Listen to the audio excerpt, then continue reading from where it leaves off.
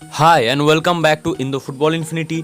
Today, India national football team will face Bangladesh national football team on the joint qualifiers of FIFA World Cup 2022 and AFC Asian Cup 2023. But there is no chance for India and Bangladesh to qualify for the third round of FIFA World Cup, but there is still chance to qualify for the third round of AFC Asian Cup 2023. For that, India or Bangladesh or Afghanistan, they have to finish on the third position, so get the direct spot for the third round of AFC Asian Cup 2023. So in this video we will talk about India versus Bangladesh match preview. If you like the video, make sure that you press the like button, subscribe to the channel and press the bell icon for future update.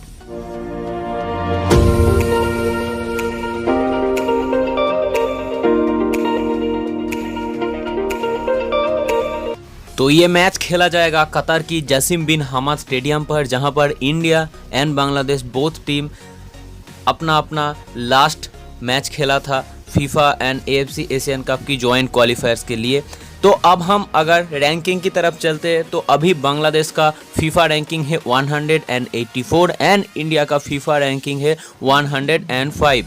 तो अब हम direct चलते हैं कि अब क्या recent performance था Bangladesh national football team का। तो बांग्लादेश नेशनल फुटबॉल टीम का रिसेंट परफॉर्मेंस के बारे में बात करें तो लास्ट जो मैच खेला था उन्होंने वो खेला था अफगानिस्तान के अगेंस्ट, और वो एक जॉइंट क्वालिफायर्स का ही मैच था जहां पर अफगानिस्तान से ड्रॉ हुआ था बांग्लादेश का मैच 1-1। उसके पहले बांग्लादेश ने खेला था नेपाल से, जिस मैच में नेपाल 2-1 से उस मैच को जीता था। उसके पहले नेपाल के साथ ही बांग्लादेश का और एक मैच हुआ था जहां पर मैच 0-0 ड्रॉ हुआ था। उसके पहले बांग्लादेश नेशनल फुटबॉल टीम खेला था किर्गिस्तान की अंडर 23 साइड के अगेंस्ट, जहां पर बांग्लादेश 1-0 उस मैच को जीता था। और उसके पहले बांग्लादेश खेला था कतर के अगेंस्ट, जहां पर कतर ने बांग्लादेश को 5-0 हराया था। वो मैच था दिसंबर में।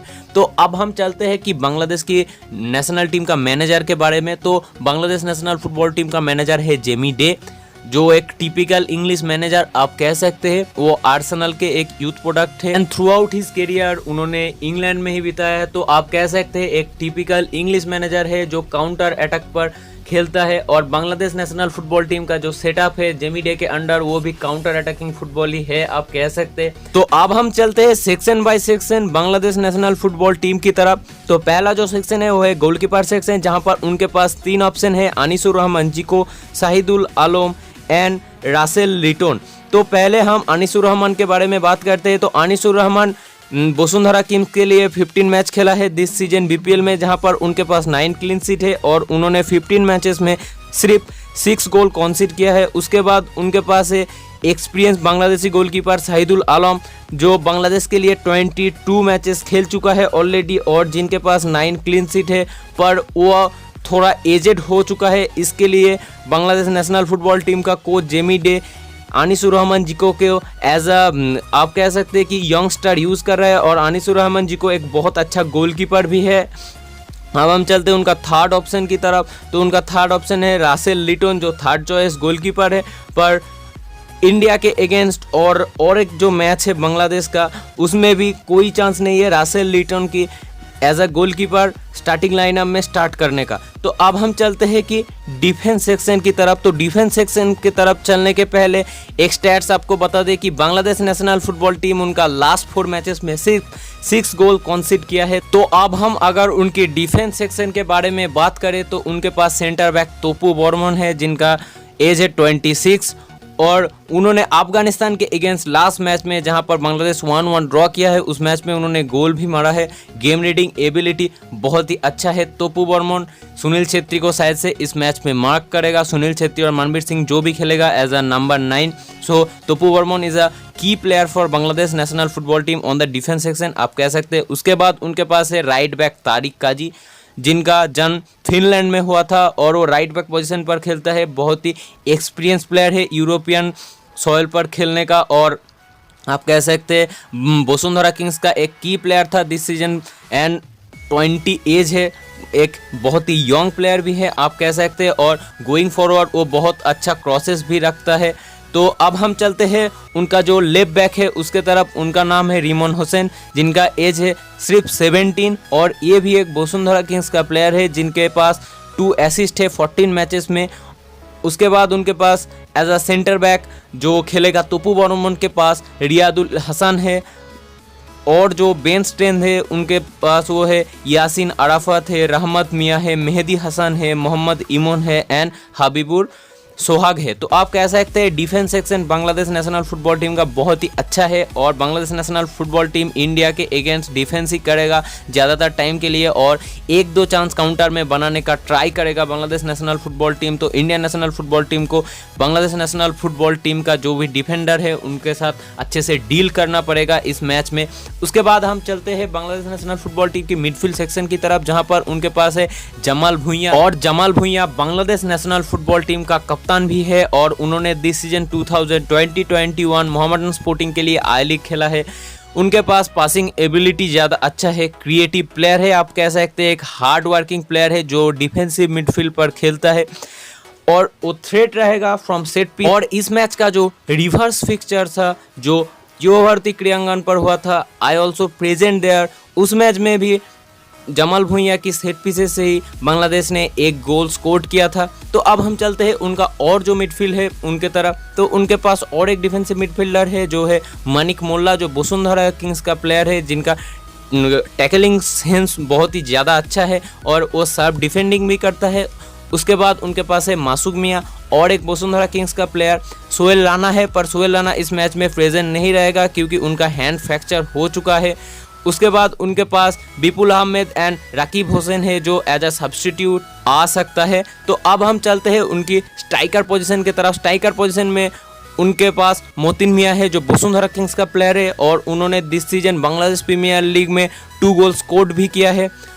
उनके पास और भी ऑप्शन है जैसे मोहम्मद जुएल है, मेहदी हसन है। मेहदी हसन एक 23 एज का प्लेयर है, और उन्होंने 14 मैचेस में दिस सीजन बीपीएल में 7 गोल और 3 असिस्ट भी मारा है। और सुमन रेजा भी है जो 14 मैचेस में 5 गोल मारा है और 3 असिस्ट भी है उनके नाम। उसके बाद उनके पास मोहम्मद इब्राहिम है जो एक अटैकिंग मिडफील्डर आप कह सकते हैं, जो 14 मैचेस में 2 असिस्ट है उनके पास, 1 गोल भी है।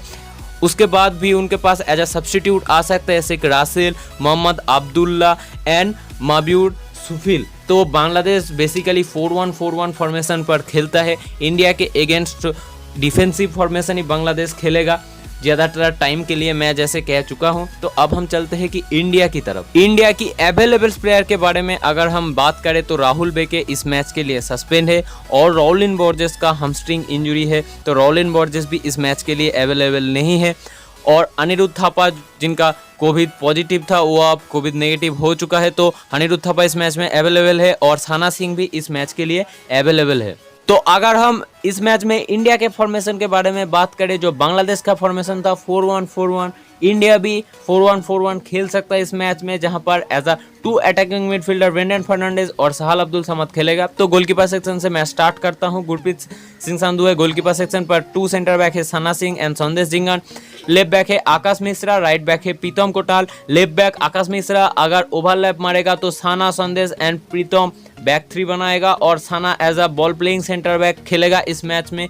ग्लेन मार्टिन है डिफेंसिव मिडफील्ड रोल पर। लेफ्ट विंग पर है बिपिन सिंह, राइट विंग पर है Manvir Singh. 2 attacking midfielder Brandon Fernandes and Sahal Abdul Samad, and as a number 9 captain leader legend Sunil Chhetri इस मैच में स्टार्ट करेगा। इंडिया अगर 4-4-2 फॉर्मेशन पर जाएगा जहां पर मनबीर और Chhetri as a 2 centre forward खेलेगा, तो वहां पर उदांता सिंह भी राइट विंग से स्टार्ट कर सकता है बांग्लादेश के अगेंस्ट। तो अब हम चलते हैं कि इंडिया कैसे ओवरलैप कर सकता है बांग्लादेश के अगेंस्ट। तो आप देख सकते हैं यहाँ पर 2 winger Manbir Singh and Bipin Singh inside कर रहा है, और हमारा जो साइड बैक है फुल बैक है वो ओवरलैप कर रहा है।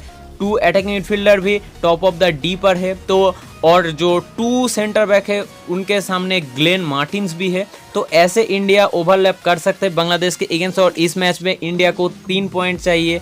बहुत ही इंपॉर्टेंट 3 पॉइंट्स है इंडिया के लिए आप कह सकते हैं, क्योंकि इंडिया को एज अ 3rd फिनिश करना है AFC एशियन कप 2023 के 3rd राउंड के डायरेक्ट क्वालिफिकेशन के लिए। इंडिया को 3rd फिनिश करना ही है।